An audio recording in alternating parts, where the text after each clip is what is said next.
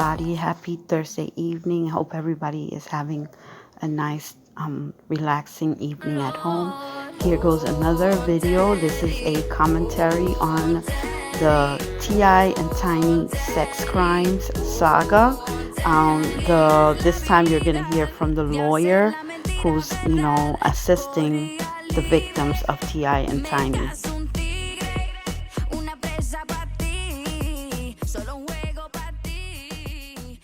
And here I am thinking about what is my next YouTube video gonna be about.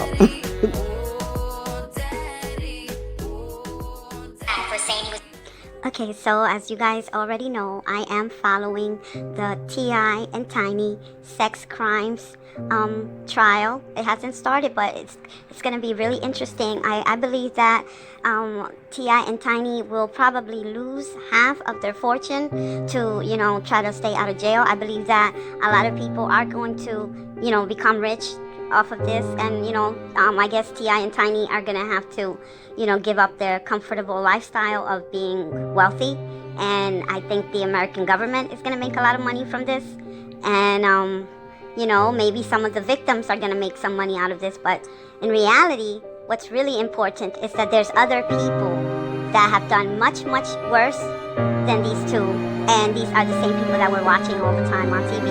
I'm waiting for someone to drag 50 Cent, Snoop, Dr. Dre, and all those other hip-hop artists that were raping teenagers in the 90s, 80s, 90s, early 2000s, and maybe even now.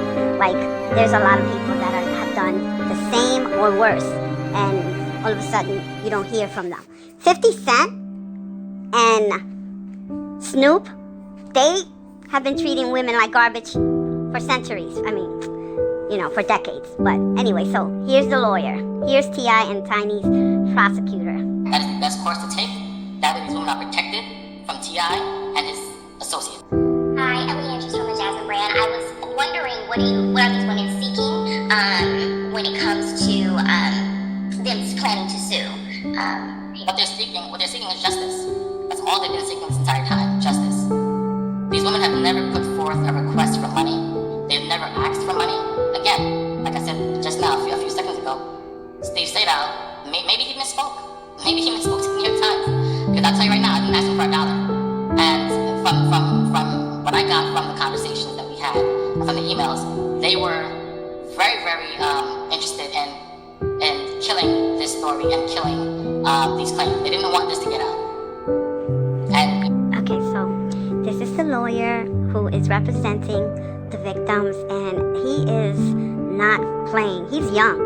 He's gonna make a name for himself, from all of this that's happening. He is going to, these are his 15 minutes, but if you hear what he is saying is like, we are after these criminals. He's saying, we don't care about you have all this money. We are going to put you in jail. It's kind of like the same way how they wanted to put Michael Jackson in jail or something like that, or I would say the way they went after, Bill Cosby, that, there was actually there were like a lot of women with these different stories, but the point is Bill Cosby is now in jail. And I think that T.I. and Tiny will go to jail, but, it's just something that is going to eventually make them lose money. But then again, they might not, because their children are older and their kids are making money, so let's see what's going on. If T.I. and Tiny did nothing wrong, then they should have nothing to worry about. They should want the investigation to go through. They should want the women's stories to be investigated. They should want the authorities to speak to their witnesses, to corroborate it, and to see if their stories are corroborated. And if nothing happened, then they have nothing to be worried about. Exactly. If you're innocent of a crime, you continue defending yourself, and the truth always will come out. If you guys were just, you were having wild sex orgies, and in those sex orgies, people were getting hurt, and you guys were probably too high to even understand that you were committing crimes.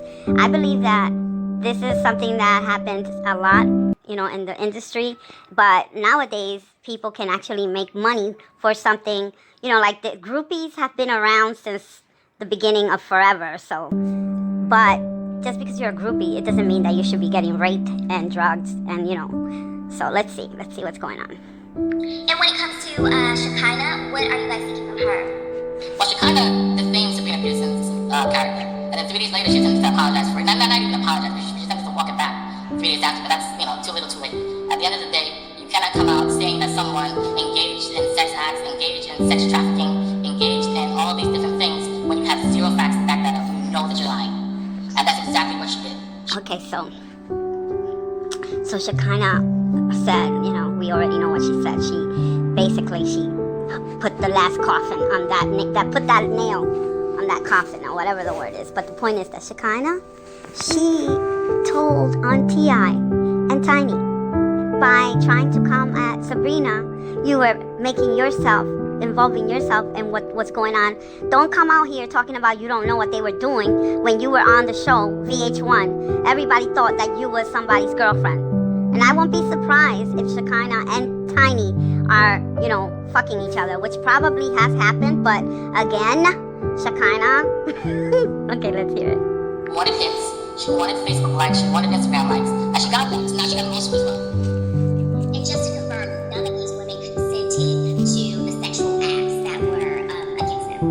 You can't consent if you were drugged. And I consent is someone put Molly into a drink.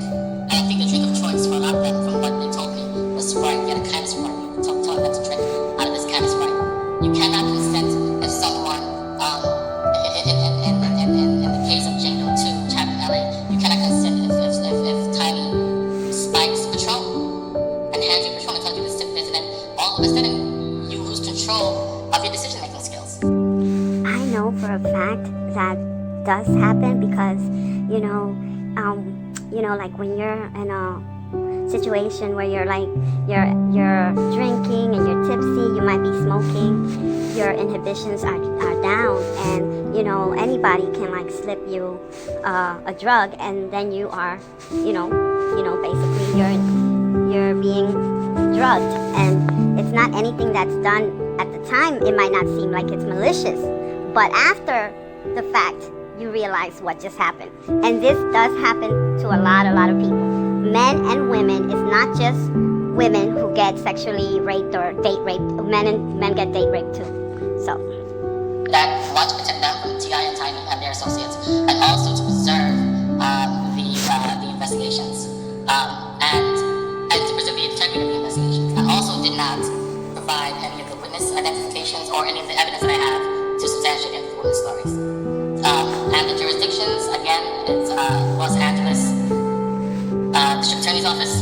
I sent a letter over to them. I sent it over to the U.S. Attorney's Office, in particular for the trafficking the trafficking claim, the sex trafficking claim, as well as to the Georgia State AG's office, and they can pass it on to whichever prosecutorial offices within the city of Atlanta if they want to. okay, so like I said, the United States, courts, they're coming after T.I. and Tiny. They're not coming after them because of what they did. They don't give a fuck about how many young women were being sex trafficked. They don't give a fuck about how many, children were hurt by these people. They are coming after them because they want to take their fortunes. They're going to take all their money and basically distribute it amongst themselves. Lawyers, the victims. But most of the people that are going to keep that money is going to be the lawyers and the judges, all those people. That the T.I. and Tiny, they're going to lose their fortune. That doesn't mean that they're going to be. They might end up with living in the ghetto somewhere, if it goes the way it seems like it's going. They're going to have to move somewhere. They might have to leave the country. I know that the federal claims have a statute of limitations of 10 years. And I believe that some of the women still fall within the statute of limitations. I know that the claim for Georgia's state charge, for the rape charge, is 15 years. And I know that at least 5 of the women fall within that statute of limitation. And, 4 of the women fall within that statute of limitation. I know that the one for California, I believe that her rape charge still falls within California's statute of limitations as well. I'm sorry, one follow-up question. Did you refer anything to the Fulton County District Attorney's Office? I chose not to. Okay, so I am not interested in any of the details. I I don't even want to see the victims. I really don't. I'm not ever. I don't want to. I don't want to hear these women, crying, because the truth is that, I know that that they were raped. I know that it was abuse. I know that it was wrong. But I also know that they could have talked long. They could have been one person or two or three could have been making noise. I mean, I don't understand how you've been raping people for decades and nobody knows about it. That's why I have issues with these victims that come in 15 years later to talk about how I was raped I mean, come on, 15 years. It took you 15 years to defend yourself? So that's the issue. Did you even know you were raped before someone told you that you were raped? So 15 years go by and nobody told you that you were raped. It took 15 years for you to figure out that you were raped by T.I. and Tiny. That's where I have a problem. And the reason why I chose not to refer to the Fulton County District Attorney's Office is because I lack confidence in the local authorities, and that is for good reason. There was a young man who was 8 years old who had a gun put to his head by T.I. Okay, so this is why I made this video. I want you guys to hear this again. Okay, I'm gonna repeat it. I'm sorry, one follow-up question. Did you refer anything to the Fulton County District Attorney's Office?